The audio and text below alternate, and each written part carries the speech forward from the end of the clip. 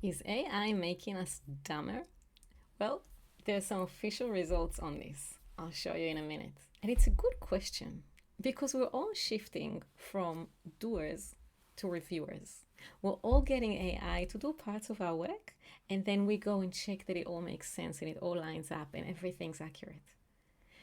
That includes the juniors in our business and even the people at university and high school. So everyone has got an assistant now doing the work for them, and they're just a reviewer. How can they do that? How can juniors just joining the profession learn the work if AI does it for them? And how can they review this work if they have never done it themselves? If you've heard me speak anywhere, publicly or privately, you've heard my optimism. You've heard me say, let's flip this around. What if we can learn more with AI?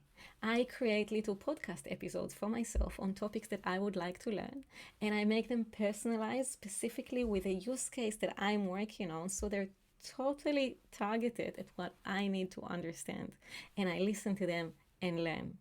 My 13-year-old son created an app this week just using simple AI prompts to learn the flags because he's really into geography right now, and also to help him prepare for a French exam that he really doesn't like, but he knew he has to get on top of. That's my optimism.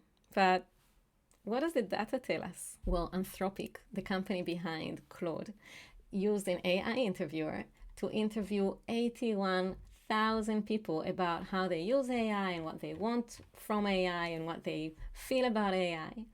There are people from 159 countries and 70 languages, and they did all of that in 1 week because they have AI. If you're bored, this quote wall shows you a lot of what people actually said, which I find fascinating. I can read this forever. It's a big report and they give a lot of analysis and information. The part that's relevant to our conversation today is what they call light and shade. So they asked people about the benefits they received from AI or perceive as possible from AI and the harm. They asked this in 5 different areas, and the first one is the one that I'm interested in here for today: learning versus cognitive atrophy, getting dumber.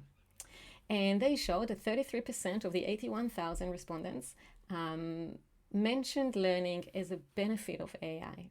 And about 17% mentioned cognitive atrophy as harm or potential harm of AI. But they went deeper. And what they showed us here is they're saying the benefit side is more grounded in experience, while harm leans hypothetical. What they're saying is that about 90% of the people who mentioned learning as an AI benefit have actually seen it in person, and very few just expect it to be but have never seen it or experienced it. Whereas with the harm, about a half have seen it, and the other half, they just expect it to happen. So, more grounded in reality. Points for me on optimism. Then they went even deeper than that. And they showed that educators were almost 3 times more likely than average to report having witnessed cognitive atrophy firsthand, presumably in their students. No more points for optimism for me here. So it seems like students are showing a lot of firsthand cognitive atrophy due to the use of AI. However, tradespeople, about a half of them, almost a half of them, reported having experienced learning benefits, and almost none of them witnessed cognitive atrophy, similar to self-employed researchers. And the conclusion they draw from this is that AI's benefits may be strongest when learning is volitional, compared to within institutional structures where AI is more likely to be used as a shortcut. Aha. So what they're saying here is that where people want to learn, they find ways to use AI to learn better. And where people have to complete the task, they use AI as a shortcut. That sounds very human to me. So what does that mean for our workplaces? I think that if we measure our people on cold, hard productivity numbers, and we insist on looking at efficiency, people will be under pressure and are very likely to use AI as a shortcut. And that's human. But if we inspire our people with what they can become, with who they can become, with what great skills they can develop for themselves, with how much better they can become at what they do at work or at home. The data tells us that they are likely to use AI to become even better at everything they do, to learn, to understand, to have access to knowledge and experience that they could not have access before, to create themselves learning material, to have a coach, a mentor, an expert on any topic that can talk to them in ways they understand. They can ask them questions, they can give them quizzes, they can review their work and do so much better thanks to AI. And that's what we want.